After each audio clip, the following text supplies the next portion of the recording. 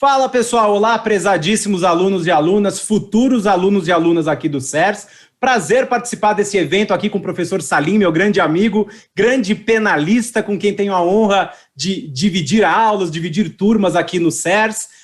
Eu vou me apresentar rapidamente para vocês e logo na sequência a gente já inicia aqui esse nosso evento. Então, meu nome é Arthur Trigueiros, eu sou procurador do Estado de São Paulo, tomei posse em 2006, então já sou procurador há quase 15 anos, e há mais tempo do que isso já leciono direito penal, que é minha paixão, minha grande honra, herança, acredito, Salim, do meu querido e finado pai, infelizmente, foi delegado de polícia por 32 anos no estado de São Paulo, então desde muito cedo eu sempre vi o direito penal. E até interessante que no início da minha carreira aqui como procurador de estado, não havia defensoria pública aqui, então eu atuava como procurador da assistência judiciária criminal. Então, tive o prazer e a missão de trabalhar com o direito penal. Tenho algumas posições mais garantistas, mas isso não interessa a minha opinião pessoal, interessa aquilo que cai em concurso. E é isso que nós vamos fazer a todos vocês aqui que sonham com uma carreira jurídica, com o Ministério Público, magistratura, defensoria pública, procuradoria de Estado,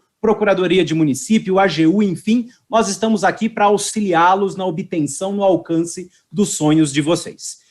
Eu vou passar a palavra aqui ao meu amigo Salim para ele se apresentar aí para vocês. Salim, manda lá. Meu querido professor Arthur Trigueiros, que prazer estar aqui contigo nesta aula interativa para as nossas alunas, para os nossos alunos do CERS. Sejam todos muito bem-vindos. Uma boa noite a todos vocês. Eu sou o professor Alexandre Salim, eu sou membro do MP há 20 anos, Arthur. Eu já tenho cabelo branco. O Arthur tá aí bonito, cabelinho preto. Hein, Arthur? Eu só pensei, o Arthur disse assim, as minhas posições são mais garantistas. Aí eu pensei, a gente vai brigar hoje, então. Não. Bobagem, mentira, pessoal. Eu não sei se vocês sabem. Arthur, tu sabia que eu fui aluno do Ferraioli? Acho que não, né? Tá brincando? Não tô. No direito e razão você decorou, né? Pois é, eu sou membro do MP, pessoal, e o Arthur falou do pai dele, né? Que legal essa homenagem que ele fez pro pai dele. E eu fui delegado também, Arthur. Eu sou promotor há 20 anos e fui delegado de polícia antes disso. Então, a gente trabalha com o direito penal há muito tempo. Eu respiro direito penal. Direito penal é teoria e prática para mim. Hoje, por exemplo, eu trabalho numa promotoria especializada do júri. Eu trabalho na segunda maior comarca do Rio Grande do Sul, que é Caxias do Sul. Eu sou o titular da primeira promotoria de justiça criminal de Caxias do Sul. Sou, portanto, responsável pelo Tribunal do Júri, trabalhando com crimes dolosos contra a vida. A gente respira direito penal todos os dias. Bom, eu falei do meu orientador do Ferraioli, né? Para aqueles que não sabem, Luigi Ferraioli. Arthur, é uma das cabeças pensantes vivas, assim, mais importantes hoje do mundo do direito, né? Ferraioli, concordemos ou não com algumas posições dele, é um gênio. Ferraioli é autor, dentre outras célebres obras, do livro citado pelo professor Arthur Trigueiros, Direito e Razão, teoria do garantismo penal. Então se fala muito hoje, os garantistas, os não garantistas, isso tudo vem de Ferraioli, que é leitura obrigatória para quem quer aprofundar os estudos dentro do penal. Ferraioli foi o meu orientador, Arthur, no meu doutorado na Universidade de Roma, Roma III, com muita honra. E nós estamos aqui então, pessoal, para trazer a vocês um tema super importante dentro do direito penal. Então, você que se prepara para a minha carreira, a carreira do MP, você que quer a magistratura, você que quer a defensoria, você que sonha em ser delegado de polícia, tanta gente hoje na graduação, Arthur, meus alunos dizendo, eu não quero promotor, professor, eu não quero juiz, eu quero ser delegado. Hoje a gente vê o pessoal com vocação para a carreira policial, é muito legal. Bom, o nosso tema, Arthur, é um dos top 10, né, dentro do direito penal. O que tu acha desse tema, meu amigo? Não tem nem o que falar, né, Salim? De fato, nossa equipe aqui de professores e todo o nosso staff que tem aqui no CERS nós conseguimos, então, mapear os 10 principais temas, os 10 principais assuntos mais recorrentes, mais cobrados nos concursos públicos, de todas as diversas matérias, tributário, civil, processo civil e a nossa amada matéria, direito penal. E vamos trabalhar, então, nesse nosso encontro, nesse nosso bate-papo, com crimes contra a dignidade sexual. E por que é um tema tão relevante, Salim? Por que é um tema tão relevante? É um tema extremamente importante, primeiro, pela gravidade das infrações penais que violam a dignidade sexual. Não é à toa que o estupro é considerado crime hediondo. Qualquer forma, qualquer modalidade de estupro é crime hediondo. Também é um tema relevantíssimo, porque tivemos profundas alterações, e a gente vai passar por elas, no ano de 2015, a Lei 12.016 de 2015. Vamos trabalhar aí também com a Lei 13.718 de 2018, que modificou também alguns artigos do nosso Código Penal, nesse capítulo específico, que é o dos crimes sexuais. Lei 12.015, acho que falei... 12.015 de 2009 e 13.718, e a 13.722 também de 2018. E eu acrescento ao que tu estás falando, né?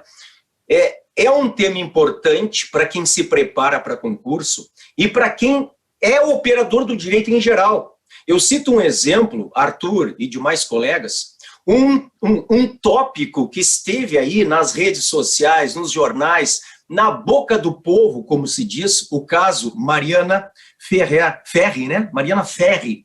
Quer dizer, as pessoas falam sobre os temas, citam crimes sexuais, discorrem sobre o estupro de vulnerável. Então nós com muito mais propriedade, operadores do direito, nós temos que aprofundar todos esses tópicos. E mais, a equipe do CERS, ela fez um mapeamento dos últimos 4 anos de provas de concursos, carreiras jurídicas, então das principais carreiras, eu cito de novo, magistratura, MP, defensoria, delegado de polícia, aquilo que mais vem caindo dentro da nossa área do direito penal. Então, vamos começar, meu amigo. E aí? Vamos lá, então eu vou fazer só uma introdução aqui para os nossos teleouvintes, não é verdade? Porque estamos numa transmissão agora aqui.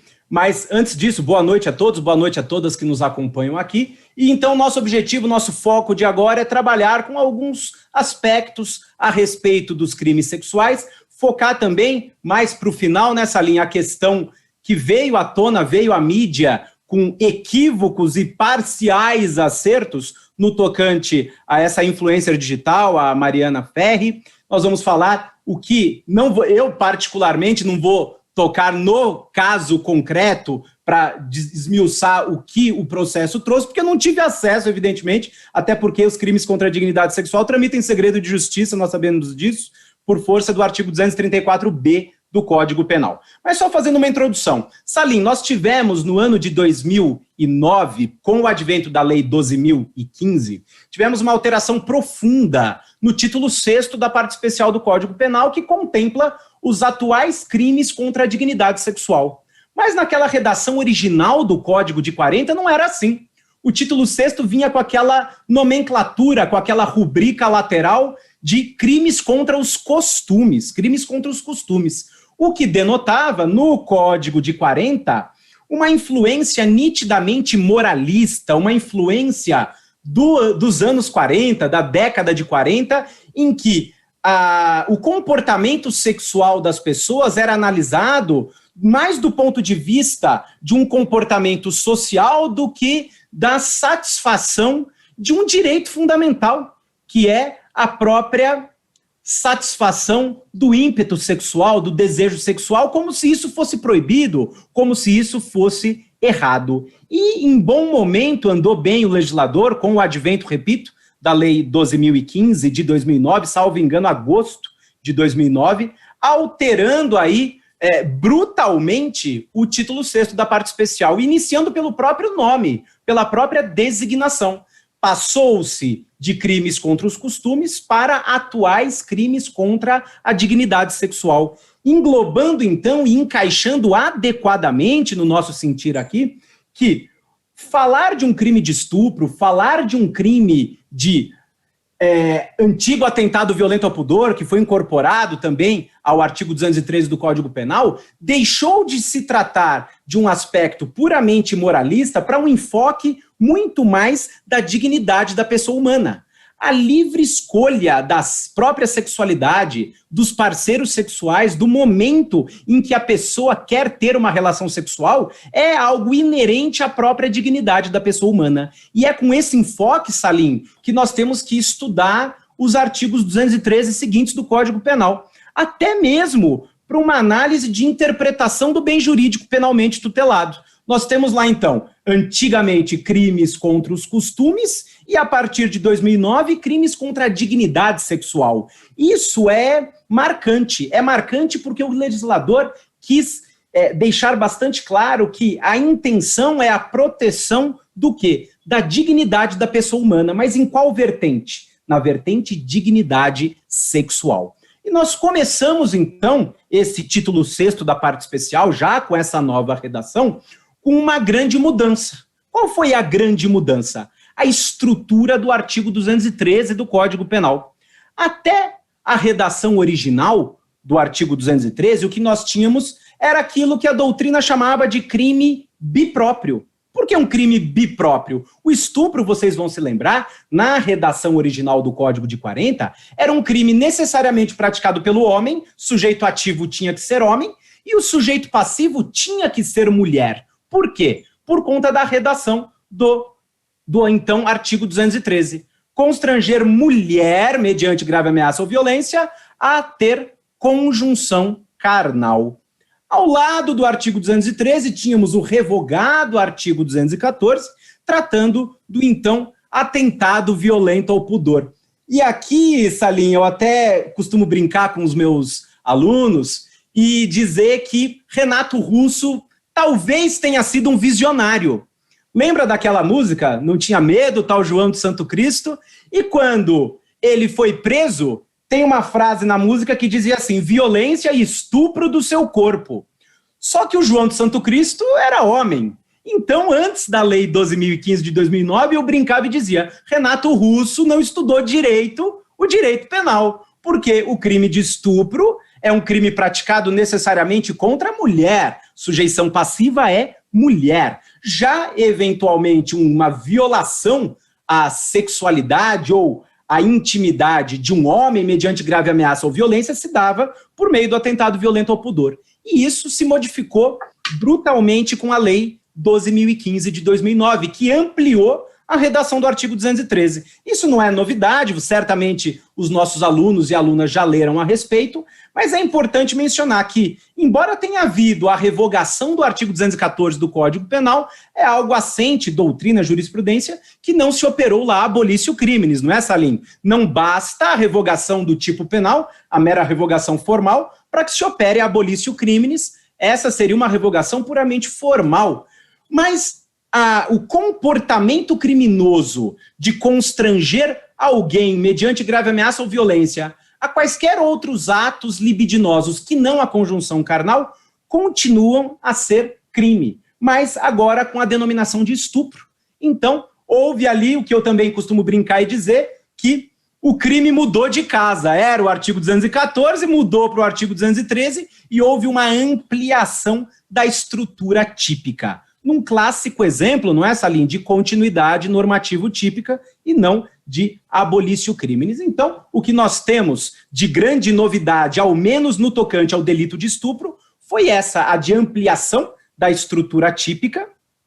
Mais do que isso, a transformação de um crime que até então era bipróprio, próprio quanto ao sujeito ativo, homem, próprio quanto ao sujeito passivo, mulher, ampliou-se agora para um crime bicomum. Bicomum porque pode ser praticado por homem ou mulher contra homem ou mulher. Então, é até estranho nós imaginarmos, quem estudou antes de 2009, né, Salim? E foi o nosso caso, nós fizemos graduação muito antes disso, então nós estudávamos lá bem marcadamente os delitos de estupro e atentado violento ao pudor, e isso, com a Lei 12.015, foi muito alterado.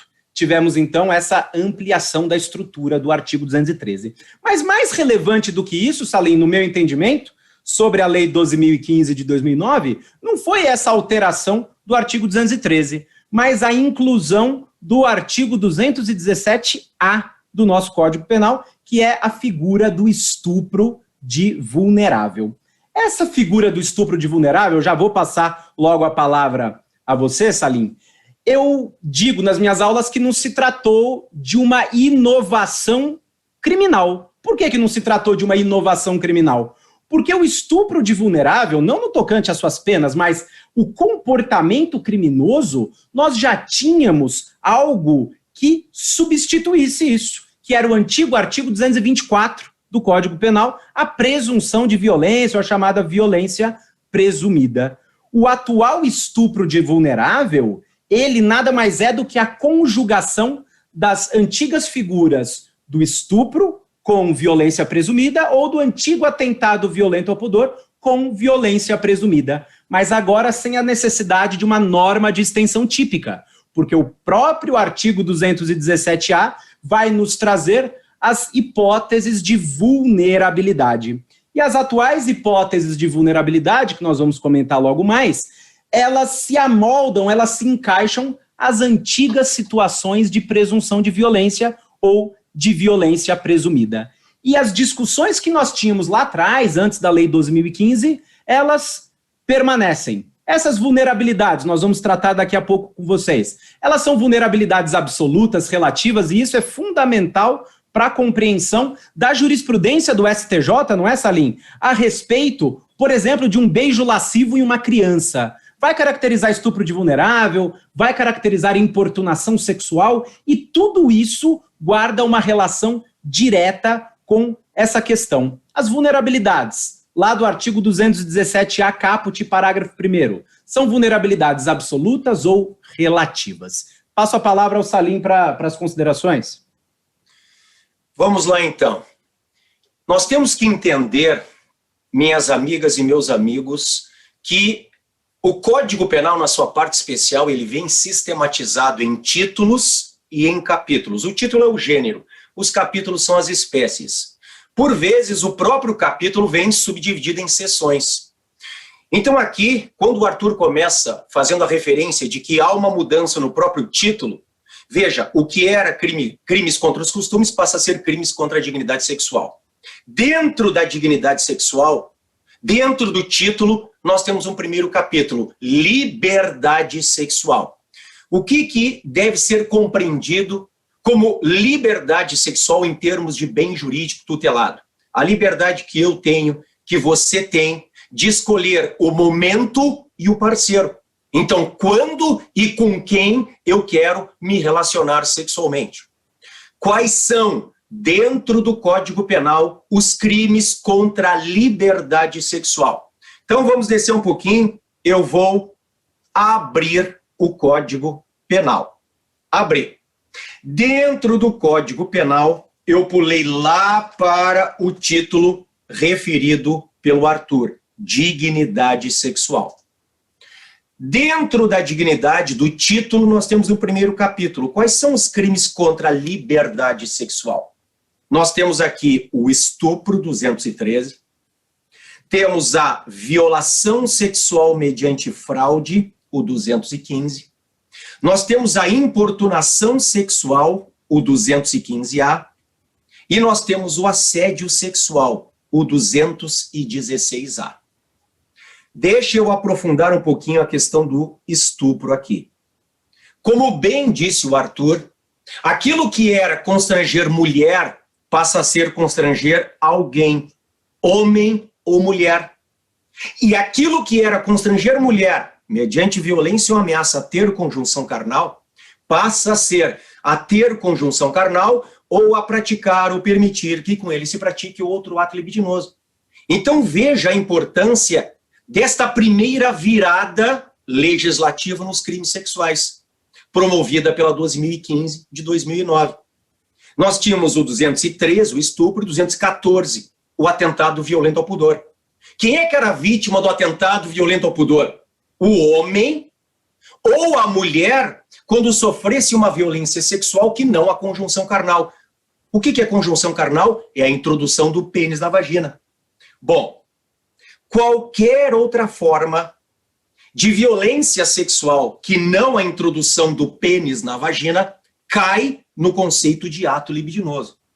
Bom, nós poderíamos ficar aqui toda esta explanação hoje falando do que é ato libidinoso. O ato libidinoso, por exemplo, pressupõe o toque no corpo da vítima? Há autores que dizem sim, há autores que dizem não, mas hoje prevalece que não. Prevalece que não, e nós temos decisões do STJ que falam da famosa contemplação lasciva. No caso concreto, Arthur, com certeza tu sabes, esse homem maior e capaz, imputável, portanto, em conluio com as irmãs mais velhas da vítima, leva uma menininha para um quarto de motel. A menininha tem 9 para 10 aninhos. E ele faz com que a menininha tire a roupinha dela. Ele tira a sua roupa. Em nenhum momento ele toca a menininha, mas ele se toca, ele se masturba. E isto, para o STJ, foi considerado ato libidinoso, elementar do crime de estupro. Claro que pela idade da vítima, estupro de vulnerável. E mais, além desta decisão da contemplação lasciva, nós temos que lembrar hoje das novas tecnologias. As pessoas hoje, pensem principalmente durante a pandemia, as pessoas conversam, as pessoas interagem, as pessoas têm aula por meios virtuais. As pessoas se relacionam, inclusive intimamente, por meios virtuais. Nós temos um caso, Arthur, um caso verídico, em que um estudante de medicina de Porto Alegre, ele se relacionava com um menino que tinha 10, 11 anos em São Paulo. Então, o autor do seu computador em Porto Alegre se relacionava com o menor, com a vítima, do seu computador lá em São Paulo. E aí trocavam, enfim, figurinhas, trocavam fotos, mostravam o pênis um para o outro. E isto foi considerado estupro de vulnerável. Nós temos condenação na primeira instância e confirmação na segunda instância. Um estupro virtual e vulnerável. Então, veja, quando nós falamos, e eu vou compartilhar de novo aqui o Código Penal, quando nós falamos em conjunção carnal, é a introdução do pênis na vagina. Quando este crime se consuma? Bom, com a introdução, ainda que parcial, do pênis na vagina, e independentemente de orgasmo, independentemente de ejaculação, basta a introdução, ainda que parcial, do pênis na vagina. Agora, quando nós falamos de outro ato libidinoso, é quando da prática do ato libidinoso, seja ele qual for. O toque na parte pudenda do corpo da vítima, se for sexo anal, introdução do pênis no ânus, se for a contemplação lasciva com o olhar lascivo, enfim, quando da prática do ato libidinoso. Outra questão importante ainda, só no 213. Olha isso aqui. Mediante violência ou grave ameaça. Parece uma questão, Arthur, que é óbvia, né? É de uma obviedade ululante. Será? Talvez todos lembrem daquele famoso caso do ônibus aí em São Paulo, Arthur. Quer dizer, tem um ônibus transitando por ruas de São Paulo, e aí um rapaz se coloca de pé do lado de uma moça que está lá sentadinha, está até meio cochilando, indo para casa depois do trabalho. O rapaz abre as calças, põe o pênis para fora das calças e começa a se masturbar. E ejacula no pescoço daquela moça. E aí muito se debateu, porque o delegado plantonista, Arthur, disse que é estupro. Isso é estupro. E aí o juiz plantonista, com base no parecer do MP plantonista, disse não, é a contravenção penal de importunação ofensiva ao pudor. E aí eu me lembro, várias críticas ao magistrado e ao membro do MP, dizendo, mas foi uma violência que foi praticada contra aquela moça. Concordo. Agora, violência é lato sensu, uma violência social, no termo sociológico. Agora, no termo penal, violência significa a violência própria. Para nós do penal, violência é agressão física. E isto não houve no caso concreto. Eu até entendo, Arthur, se eu fosse o promotor do caso concreto, talvez defendesse o estupro de vulnerável, porque a moça estava cochilando. Talvez fosse a minha posição. Agora, a discussão que houve naquela época, estupro versus a então contravenção penal de importunação ofensiva ao pudor, que foi o que prevaleceu. A importunação ofensiva ao pudor. E não estupro. Por quê? Porque não houve violência e nem grave ameaça no caso concreto. O que fez a Lei 12.015? Estou, mais uma vez, abrindo o Código Penal. A Lei desculpem, a 13.718. Ela vai a 13.718. Vejam aqui, incluído pela 13.718. Ela vai revogar a contravenção de importunação ofensiva ao pudor, artigo 61 da Lei das Contravenções Penais, e vai criar a importunação sexual. Ainda dentro dos crimes contra a liberdade sexual. E a importunação sexual, o novo 215A, fala em praticar contra alguém e sem a sua anuência, ato libidinoso, com o objetivo de satisfazer a própria lascívia ou a de terceiro. Muito cuidado, contra alguém. Isso significa que nós precisamos de uma vítima determinada, ou, claro, de um grupo determinado de pessoas como vítimas. Porque se o sujeito está sentado, né, Arthur, no banco da praça se masturbando, olhando para o céu, sem vítima específica, nós temos o ato obsceno lá do 233. O ato obsceno. Porque não tem... Aí a vítima é a coletividade. É o sujeito que está, por exemplo, mostrando o pênis para qualquer pessoa na via pública, este pratica o ato obsceno lá do artigo 236. Para que fique aqui na importunação sexual, é contra alguém. Agora, claro, se este alguém, né, Arthur, for uma vítima vulnerável, e aí entrando no crime que tu falaste por fim ali, o estupro de vulnerável, aí é claro que se fosse uma criança sentada no banco do ônibus, e que aquele sujeito, aquele tarado lá do ônibus, ele se masturbasse e ejaculasse no corpo daquela criança, nós teríamos estupro de vulnerável. Não tem nenhuma dúvida. Mas, professor, onde é que está a violência ou grave ameaça? Não está. Não está porque abri de novo o Código Penal e desci para o 217A. Leiam aqui conosco, ó. Ter conjunção carnal ou praticar outro ato libidinoso com menor de 14. O 217A não exige as elementares violência / grave ameaça. A violência ou grave ameaça é elementar do estupro 213, mas não é elementar do estupro de vulnerável 217A. E eu digo mais, pela experiência que a gente tem, Arthur, dentro do MP, de 20 anos trabalhando em promotorias criminais, a maior parte dos crimes de estupro de vulnerável são sem violência. Por quê? Porque a vítima é uma criança, é um ser humano ingênuo ali. Então, o abusador, em regra, faz parte da família. Ou é conhecido da família, ou é um vizinho da família. É o pai, é o padrasto, é o tio, é o avô, é o vizinho, é alguém que visita muito seguidamente aquela casa, é o cuidador. Então, o autor não precisa da violência nem da grave ameaça muitas vezes. Por quê? Porque a vítima, ela é vulnerável, ela tem uma tenridade, e ele se aproveita da ingenuidade daquela criança, muitas vezes, para o abuso. E aí vem um tópico que o Arthur citou, que é muito, muito importante. Aquilo que se chamava anteriormente de presunção de violência, e que hoje, mais modernamente, se chama vulnerabilidade. A questão é, esta vulnerabilidade, ela pode ser relativizada no caso concreto? Porque na doutrina nós temos duas posições. Há quem diga sim, há quem diga não. Há quem diga sim, o Nutt, há quem diga não, o Rogério Greco. Nós temos posição para os dois lados.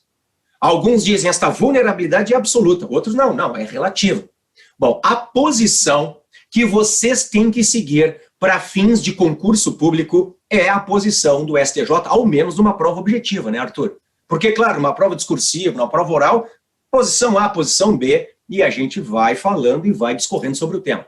Agora, vou compartilhar e já te passo a palavra na sequência. Olha aqui.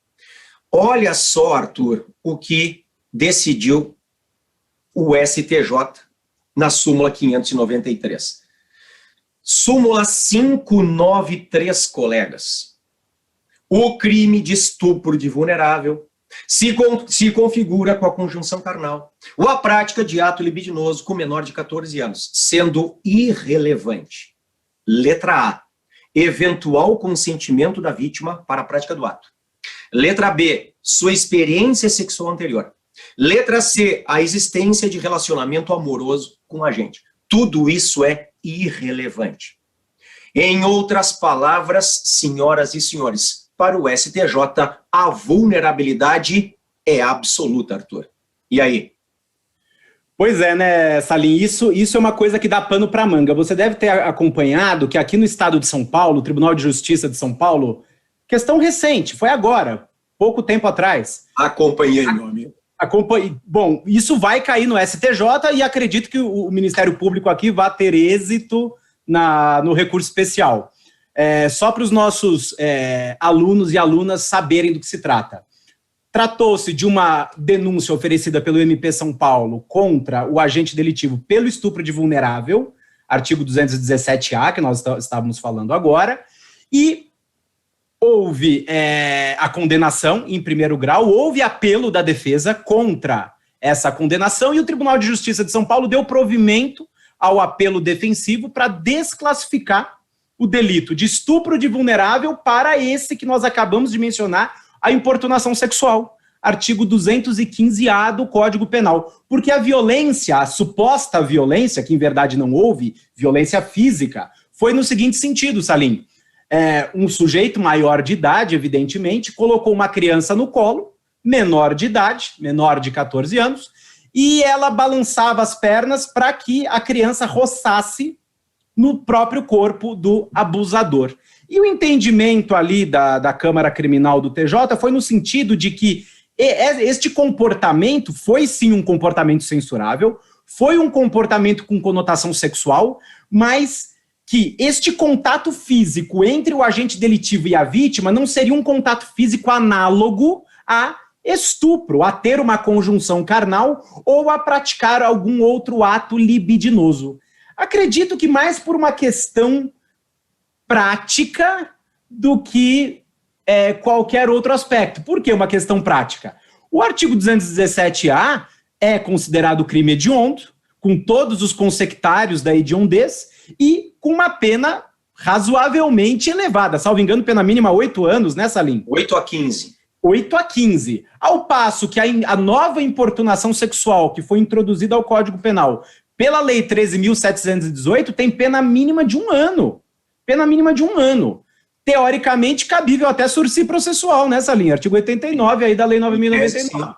Pena máxima de 5 anos. Então, o Tribunal de Justiça de São Paulo acabou desclassificando o estupro de vulnerável para a importunação sexual por entender que aquele comportamento, embora reprovável, embora com conotação sexual, não constituía uma figura equiparada aos comportamentos sexuais do artigo 217-A, que são 2, ter conjunção carnal ou praticar outro ato libidinoso com o vulnerável, menor de 14 anos, pessoa que tem uma deficiência, uma enfermidade mental, que em virtude disso não tenha o discernimento para a prática do ato sexual, ou pessoa que por qualquer outra causa não possa oferecer resistência ao ato sexual. Talvez por uma pena elevada, que de fato a pena do estupro de vulnerável chega a ser a pena mínima maior do que uma pena de homicídio simples, que tem pena de reclusão de 6 a 20 anos, então o TJ São Paulo entendeu por bem desclassificar para uma conduta muito mais leve, muito mais branda.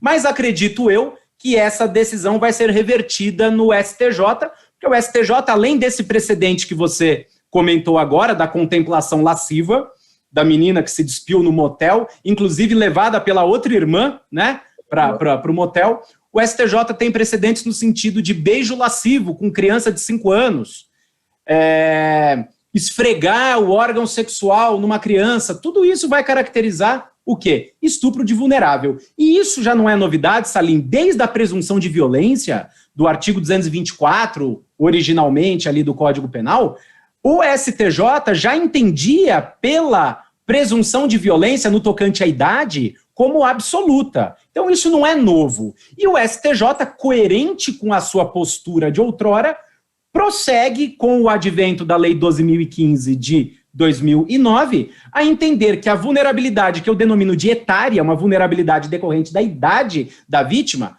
prossegue sendo uma vulnerabilidade absoluta. Prova disso é a súmula 593 do STJ, que foi referendada, não é, Salim? Lá no artigo 217-A, que acabou incorporando com a Lei 13.718 mais ou menos a mesma redação dessa súmula que você citou agora há pouco para a gente.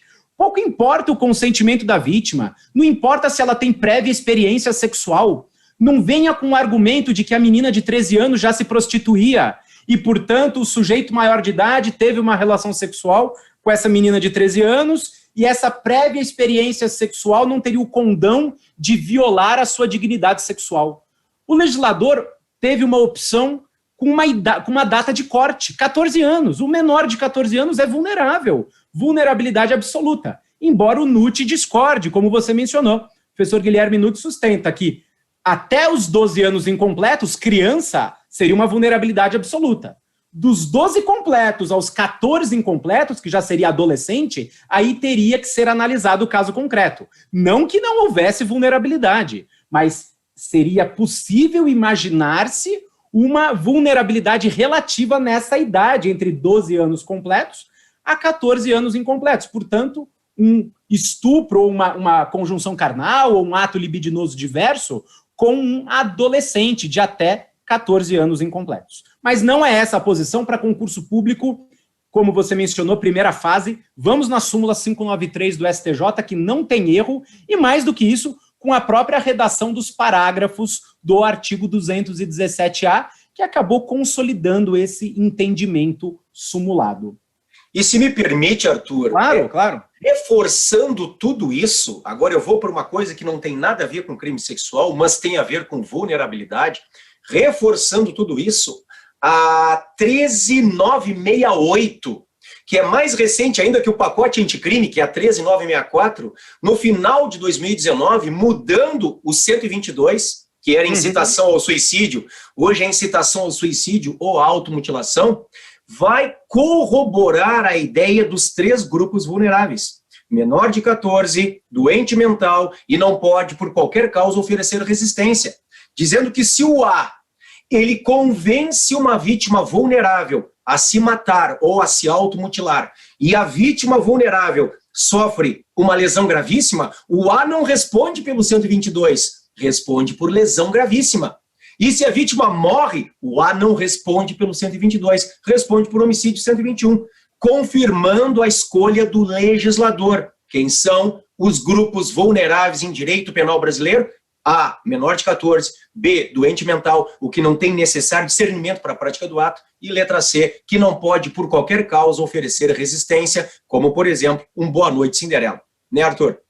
Não, perfeito. Isso que você mencionou agora, muito bom do artigo 122, porque isso demonstra que o Código Penal, a lei de maneira geral, não pode ser interpretada de maneira estanque. Se estamos dentro do Código Penal, no capítulo dos crimes contra a vida, e o entendimento de que se o incitado à automutilação ou ao suicídio é um menor de 14 anos, o agente responde na forma ou da lesão corporal grave ou do artigo 121, por uma interpretação sistemática, não é, Salim? Nós chegamos a essa conclusão. O menor de 14 anos é vulnerável, foi uma opção do legislador e ponto final, não tem discussão e é, sem sombra de dúvida, o posicionamento mais seguro a se trazer, inclusive numa primeira fase, e aí não tem dúvida, numa prova de defensoria pública. Eu não teria dúvida em afirmar que a vulnerabilidade do menor de 14 anos em matéria de crime sexual é uma vulnerabilidade absoluta, porque nós temos base legal, Código Penal, artigo 217-A e parágrafos, e temos base jurisprudencial consolidada na súmula 593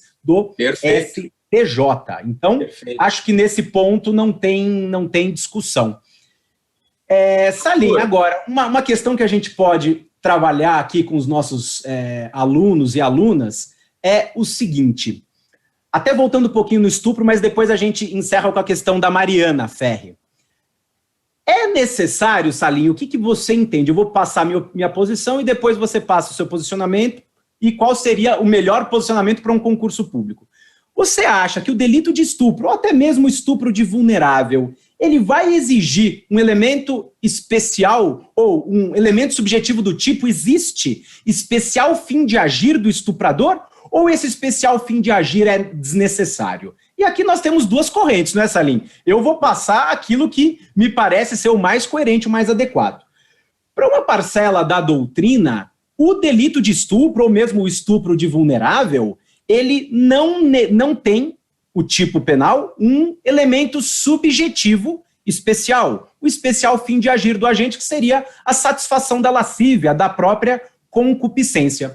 O que significa dizer, para os adeptos, para os defensores, de que o estupro não é uma figura que exige um especial fim de agir, se o agente delitivo, para dar uma trollada absurda, criminosa, no colega, introduz o seu pênis no ânus dele enquanto ele está dormindo ou enquanto ele está bêbado, para a corrente que sustenta que não é necessário esse especial fim de agir, essa satisfação da própria lascívia, o agente teria praticado estupro de vulnerável. Ele introduziu o pênis no ânus do colega só para sacanear o colega. Brincadeira de extremo mau gosto.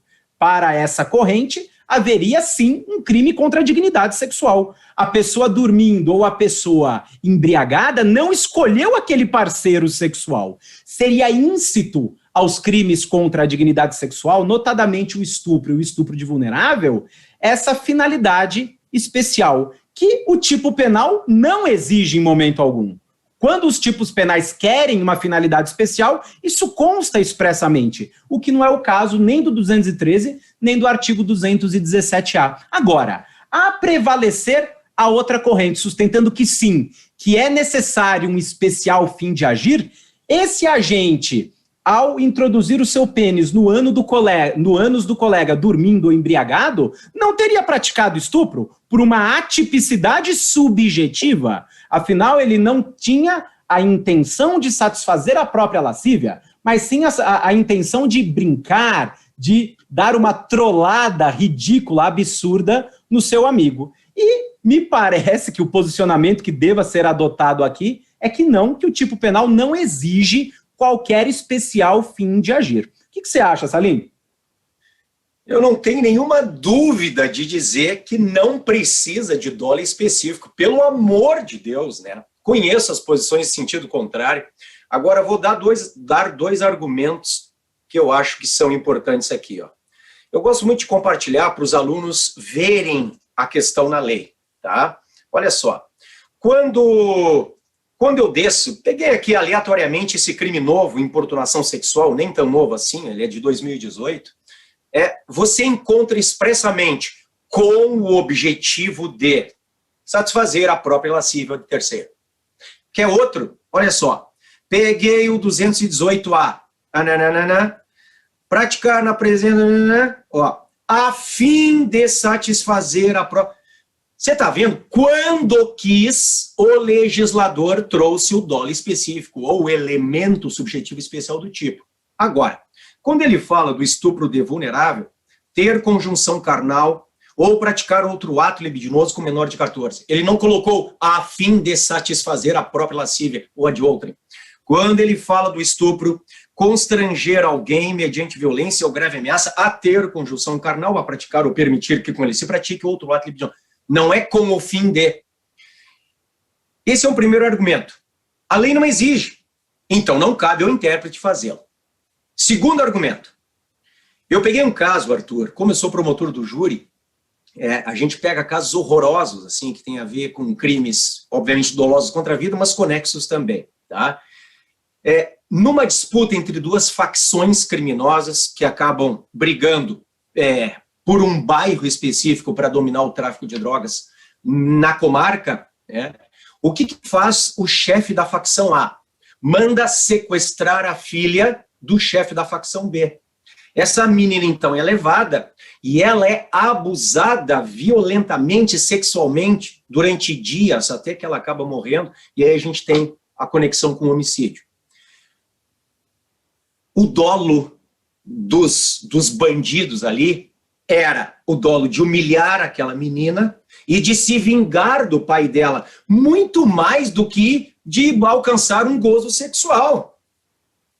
Agora, se eu entender que não tem estupro ali, porque não tem dolo específico de querer satisfazer a própria lascívia, já que eles queriam era zombar do pai, humilhar o pai ou humilhar a própria menina, pessoal, a gente vai ter que cair. Caso eu entenda que não tem crime sexual, a gente vai ter que cair aqui. Constrangimento ilegal. Constranger alguém ofensivo. Mediante violência ou grave... Enfim, é constranger alguém mediante violência ou grave ameaça a fazer ou não fazer alguma coisa. Olha a pena! uma pena ridícula de 3 meses a 1 ano. Isto se resolveria no juizado especial criminal, o que seria um grande absurdo, né? Meu querido Arthur, nós temos que começar a nos encaminhar para o encerramento, mas nós temos que falar do caso, né? Sim. Vamos comentar. Pois é, nessa linha, isso acabou caindo na mídia por conta de um site de notícias, do Intercept, né? Então não tem problema nenhum nós falarmos, porque isso é fato público e notório, e começou-se a veicular as imagens daquela audiência em que a Mariana Ferri foi ouvida na condição de vítima. Não vou entrar no mérito daquilo que o advogado fez, não fez, se houve a intervenção do juiz, do promotor, acho, não é isso que importa. O que importa é nós trazermos o mundo concreto para o mundo dos concursos. Qual teria sido ali, teoricamente, se ocorreu ou não, a bem da verdade, só os personagens envolvidos sabem disso, mas qual teria sido o delito praticado? Porque o que se veiculou na mídia é que ela teria sido... Sofrendo um Boa Noite Cinderela, né? Isso, um Boa Noite Cinderela, exatamente. Ela teria, então, sofrido ali influência de algum narcótico, de alguma substância psicoativa, então ela acabou ali ficando desfalecida, adormecendo, e teria, então, quando acordado, verificado que ela tinha tido uma relação sexual não consentida. Qual seria o enquadramento típico? Se houve ou não houve, não é disso que nós estamos tratando, né, Salim? Mas qual seria o enquadramento? Em abstrato. Em abstrato. O enquadramento típico, não há dúvida, artigo 217-A. Primeiro, não há ali, pelo menos o que se divulgou na mídia, notícia de ter havido grave ameaça ou violência. Não há notícia nesse sentido, então, por serem elementares do artigo 213, a grave ameaça ou a violência, seriam os 2 meios executórios, ficamos de fora do artigo 213 do Código Penal, só nos restando o artigo 217-A. E no artigo 217-A nós enquadraríamos essa situação de uma vítima não poder consentir com a prática do ato sexual, nós encontraríamos isso em uma das hipóteses de vulnerabilidade previstas no parágrafo 1º do precitado artigo 217-A. Temos então, Salim, eu coloco isso nos livros que eu escrevo aí para concursos públicos, eu coloco que existem 3 vulnerabilidades. A vulnerabilidade que eu denomino de etária é aquela do menor de 14 anos, a vulnerabilidade biopsicológica, eu venho denominando assim, vulnerabilidade biopsicológica, daquela vítima que, por ser portadora de uma enfermidade ou de uma deficiência mental, não consegue ter o necessário discernimento para a prática do ato sexual, e nesse particular entendo que se trata de uma vulnerabilidade relativa, não basta o fator biológico, necessário que se verifique se aquele aspecto biológico tem o condão de eliminar a capacidade de discernimento daquela vítima para o ato sexual. E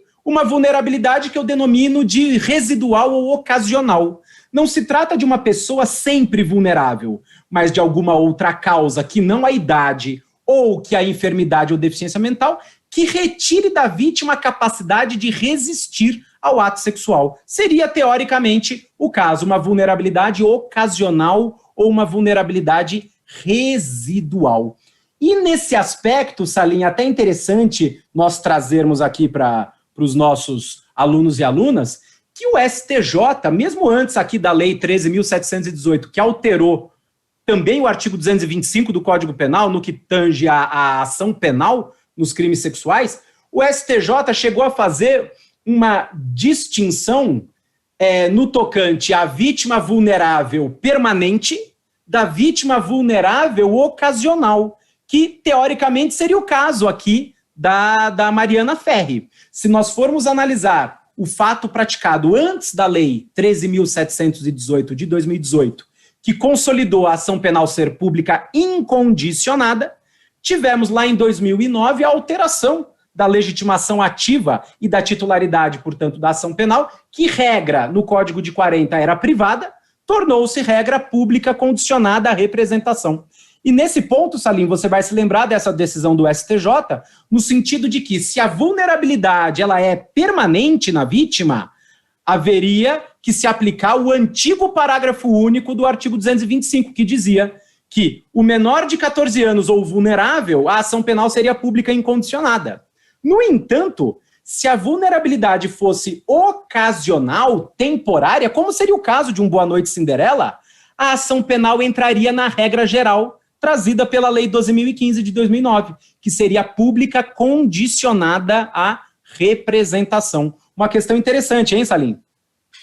Sim, eu me lembro dessa decisão, ela foi muito polêmica, a gente também comenta no nosso livro a decisão. Agora, só deixando claro, é uma decisão isolada da sexta turma, que, inclusive, era contestada pela própria quinta turma, que dizia não existe a divisão entre vulnerabilidade permanente ou vulnerabilidade momentânea. Tudo é vulnerável. Vulnerável significa pública incondicionada. Bom, no caso citado, este caso verídico, eu já externei minha posição, ela está lá. Eu fui muito provocado pelos meus alunos, Arthur, e eu te confesso que eu hesitei, mas eu acabei me manifestando sobre o caso. Quem quiser conhecer a minha posição, muitos já conhecem, não concordam comigo, alguns concordam, né? É por isso que o direito é bonito, né? Eu não sou unanimidade nem na minha casa, eu vou ser unanimidade dentro do mundo do direito, né, Arthur? Mas está lá no Instagram, no @Prof. Alexandre Salim, vocês têm a minha posição, tá?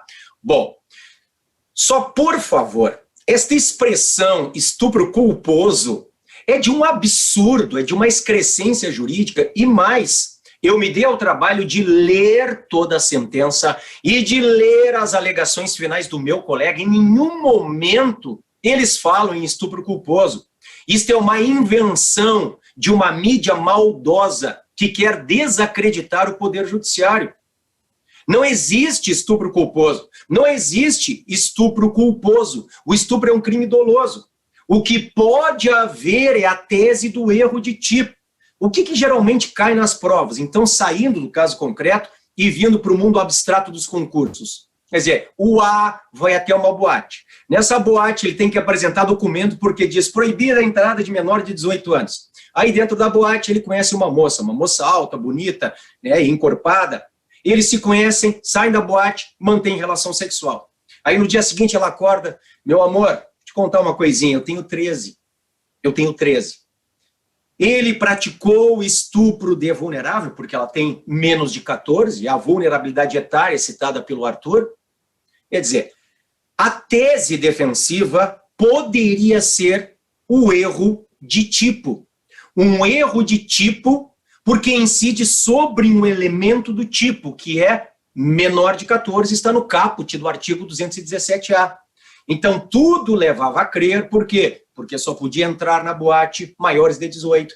Era exigido o documento. Daqui a pouco a moça disse para ele que era maior de idade. Enfim, lá na boate ela mentiu. Enfim, tudo levava a crer que ele se relacionava com alguém que tinha mais do que 18 anos.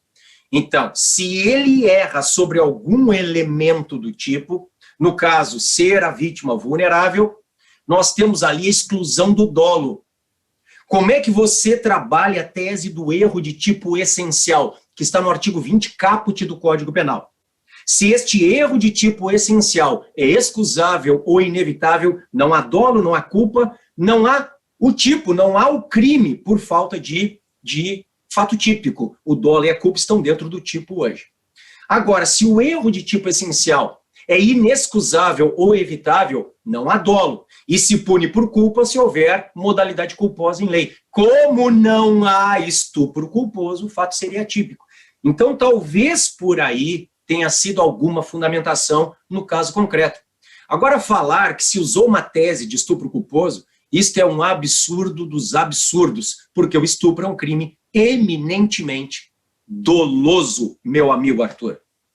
Perfeito, Salim. De fato, essa tese do estupro culposo sequer foi aventada na sentença ou pelo Ministério Público, e isso tentou-se ridicularizar a magistratura, tentou-se ridicularizar o Ministério Público. Eu mesmo aqui, com posições garantistas, eu falei, não é possível, quando eu li de pronto ali, estupro culposo, absolvição, e foi por falta de provas, né, a absolvição no final das contas, então não tem qualquer relação. Esse é o perigo de se informar pela mídia. São os desembargadores virtuais, os desembargadores que não prestaram concurso, são os ministros que jamais estudaram o direito e que acabam se arvorando no direito de comentar aspectos técnicos sem o conhecimento necessário. Mas então, de fato, Salim, já nos encaminhando aí para o final, eu vou convidar nossos alunos e alunas também lá para o meu perfil no Instagram, é o @prof, com F mudo, Prof. Trigueiros, e esse e muitos outros assuntos, como exceção de Romeu e Julieta, não é, Salim? Nos crimes sexuais, estupro bilateral, estupro virtual e tantos outros assuntos. Arthur, a pornografia de revanche, a chamada revenge porn, que é o novo 218C.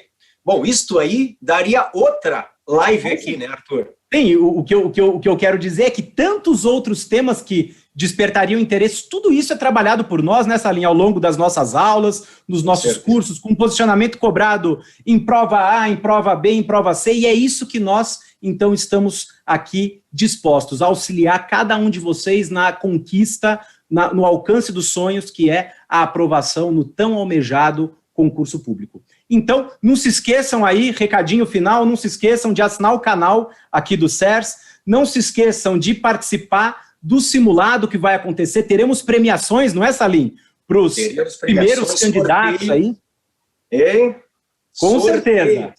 Com certeza. Então, não deixem de participar, ao término desse evento de 10 dias, não deixem de participar do depois, porque isso vai refletir beneficamente aí para cada um de vocês. Então, fica meu forte abraço, amigo Salim. Foi uma satisfação ter tido, eu não encaro nem como uma aula, eu encaro como uma aula sua para mim, com certeza, mas encaro como uma conversa, como um ótimo bate-papo, e esperamos nossos alunos e alunas aí nos futuros eventos, nos nossos cursos aqui no CERS. Muito obrigado pela atenção a todos, valeu, até mais. É isso aí, da minha parte, da mesma forma, obrigado, pessoal, por todos vocês estarem aqui conosco, né? Nós aqui no CERS, nós respiramos o concurso público, nós somos especialistas nas bancas, nós conhecemos o que está sendo cobrado, portanto, venha conosco, que você, com certeza, vai ter êxito na carreira que você busca, tá? Arthur, da mesma forma, obrigado aí pela parceria, obrigado pela tua aula, estamos juntos, tá? Uma boa noite. Até mais. Tchau, tchau, pessoal. Tchau, pessoal.